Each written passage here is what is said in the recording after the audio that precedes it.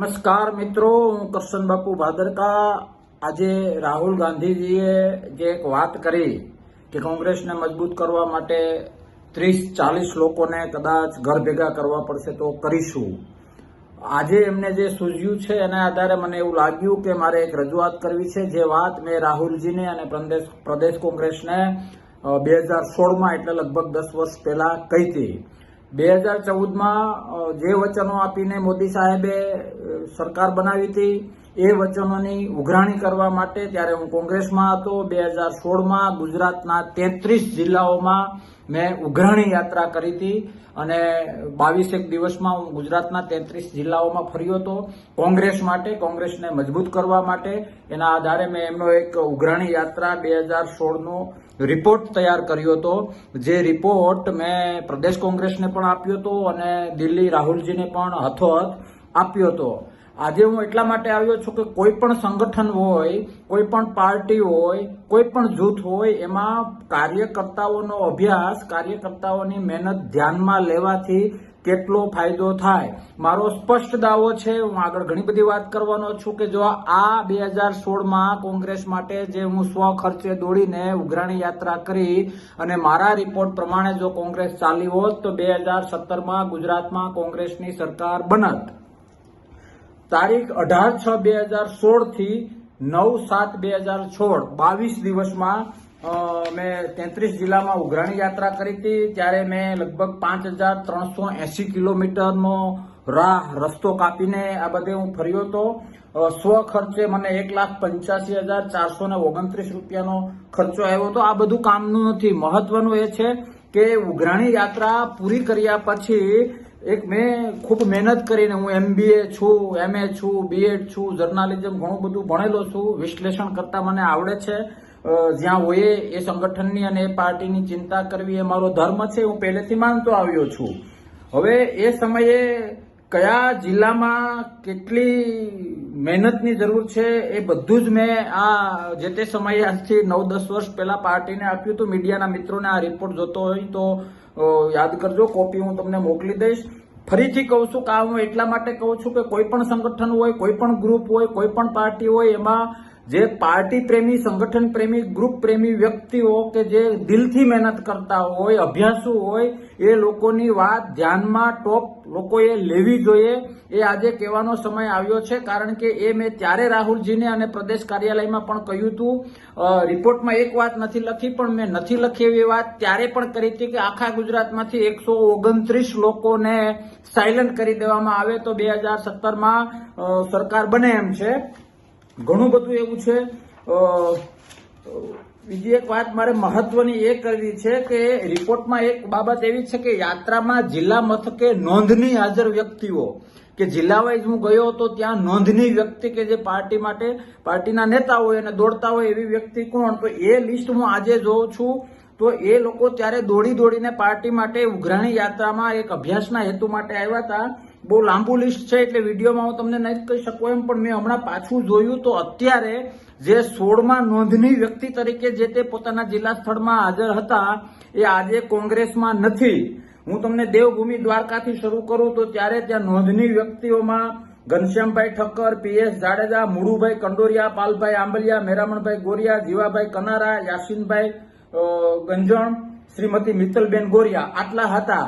તો આજે કોંગ્રેસમાં કેટલા છે? જો એ લોકો ત્યારે એટલા એક્ટિવ હતા એની નોંધ પણ રિપોર્ટમાં લેવામાં આવી હતી। આજે એમાંથી ઘણા ભાજપમાં છે અથવા તો બીજી પાર્ટીઓમાં છે, આમ આદમી પાર્ટીમાં છે।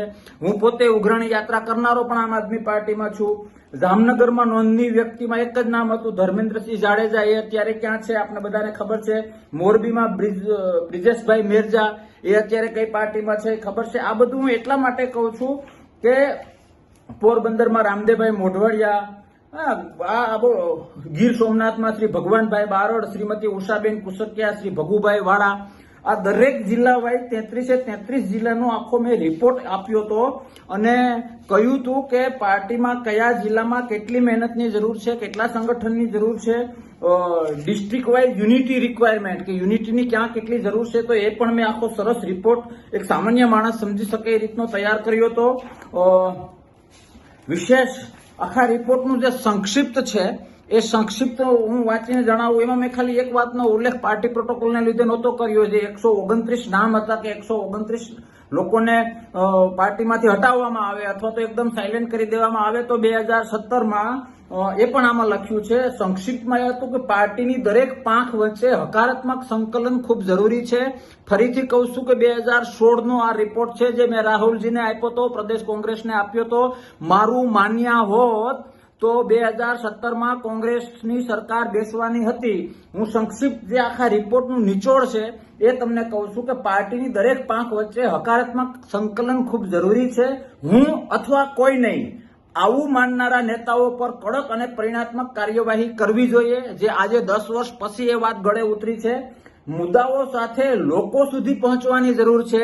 ગુજરાતમાં ગમે આ કાર્યક્રમમાં ફોટા પાડો, જિલ્લા વાઇઝ તો એ ફોટામાં 10 લોકો જ ફિક્સ હોય, 11મો માણસ જોવા ના મળે, લોકો સુધી ન જઈએ તો લોકશાહીમાં ન ચાલે, લોકો મત ના આપે, જે તમે અનુભવેલું છે.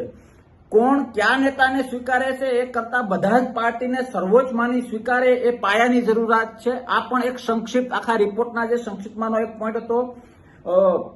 એક જૂથ થઈને યોગ્ય ઉમેદવારોની પસંદગી સાથે 2017ની વિધાનસભાની ચૂંટણીની તૈયારી કરવામાં આવે તો ગુજરાતમાં કોંગ્રેસને 98 થી 108 સીટ મળી શકે છે. પછી જે 129 લોકોને હટાવવાની વાત મેં રિપોર્ટમાં પાર્ટી પ્રોટોકોલને લીધે નહોતી કરી. હવે મારે વાત એ કરવી છે કે જો જે તે સમયે આજે રાહુલજીએ જે 30-40 લોકોને બેસાડી દેવા પડશે તો બેસાડીશું ને જે કડકાઈવાળી વાત કરી ગમી, પણ મને આનંદ થાય કે 2016માં મારી મહેનત, હજારો કિલોમીટરનું ટ્રાવેલિંગ, 33 જિલ્લામાં જે ઉઘરાણી યાત્રા કરી, એકલા હાથે તાકાતથી લડ્યો. જે તે જિલ્લામાં મીડિયાએ પણ મને ઘણો સાથ દીધો. જે તે જિલ્લાના આખું લિસ્ટ છે કયા જિલ્લામાં કયા નોંધની વ્યક્તિએ મને આપ્યું. આજે એમાં 50% લગભગ પાર્ટીમાં નથી. મારો કહેવાનો મતલબ એ છે કે ભાઈ સાહેબ, સંગઠન હોય, પાર્ટી હોય, રાજકીય હોય, સામાજિક હોય, શૈક્ષણિક હોય, કોઈ પણ જૂથ ગ્રુપ હોય, એમાં ખરેખર જે બે વાત જાણે છે, ખરેખર જે સ્ટ્રેટેજી શું છે અને કઈ સ્ટ્રેટેજી ક્યાં અસર કરે, કઈ રીતે કરે, જે હ્યુમન સાયકોલોજી જાણે છે એની વાતને નોંધ લેવી જોઈએ. ખાલી વાતને ના નોંધ લો તો કમસે કમ આટલો રિપોર્ટ તૈયાર કરીને, અભ્યાસ કરીને કોઈ તૈયાર કરતું હોય તો ત્યાં ખોટી નેતાગીરીના નશામાં આવ્યા વગર એ વ્યક્તિની નોંધ લેવી જોઈએ, તો 100% પરિણામ આવે. આજે મને ખુદને ખૂબ આનંદ થાય છે કે 10 વર્ષ પહેલા મારી વાત, હું પ્રદેશ પ્રમુખ નહોતો, હું કેન્દ્ર લેવલનો નેતા નહોતો, એટલે કદાચ મારી વાત નહીં માનવામાં આવી હોય અથવા તો મારો રામ જાણે કયા કારણથી આ રિપોર્ટને નોંધ ના લેવામાં આવી. પણ મને ખૂબ આનંદ થાય છે આજે. એટલા માટે હું આ એક મેસેજ જાહેર કરું છું કે 2016માં આજથી 9-10 વર્ષ પહેલા જે મેં કહ્યું હતું એ આજે રેલો આવ્યો, ફરજિયાત કરવું પડ્યું. આમાંથી દરેક સંગઠને અને દરેક પાર્ટીએ શીખવાની જરૂર છે કે કોઈ અભ્યાસુ, દોડતો, પાર્ટી પ્રેમી, બેનર પ્રેમી વ્યક્તિ હોય, ખરેખર બે વાત જાણતો હોય તો એની વાત ધ્યાનમાં લેવી, એને નજરઅંદાજ ન કરવો. બધાને આ બાબતે ધ્યાન દોરતા મને ખૂબ આનંદ થાય છે. રિપોર્ટમાં તો ખૂબ ઊંડાણમાં લખેલું છે મેં મારી રીતે બધું. આમાં કઈ મારું થિયરિકલ નથી. જ્યાં જેટલું અભ્યાસ છે, માનો કે ટોપ 10 ડિસ્ટ્રિક્ટ તો સુરતને 95 out of 100, Porbandar 85 out of 100, આ રીતનું આખું લિસ્ટ છે 33 જિલ્લાનું. ડિસ્ટ્રિક્ટ વાઇઝ આઉટપુટ શું છે એ પણ 33 જિલ્લાનું છે. પણ જે તે સમયે મારી મહેનત ઉપર પાણી ઢોળ કરવામાં આવ્યું હતું, કોઈ નોંધ નહોતી લીધી, કારણ કે એમાં ઘણા પેટમાં પાપવાળા લોકોનું પાપનો ગળો ખુલ્લો પડી જાય એમ હતો, જે આજે 10 વર્ષે સૂઝ્યું. આવું બધું હું શું કામે કહું છું એનો સ્પષ્ટ જવાબ એ છે કે કોઈ પણ માણસે મહેનત કરી હોય ને, મેં જે તે સમયે મહેનત કરી હતી ત્યારે નોંધ નહોતી લેવી પડે. આજે મને ગૌરવ છે કે રાહુલજીના મુખેથી આજથી 9-10 વર્ષ પહેલા કહેલી બાબત આવી.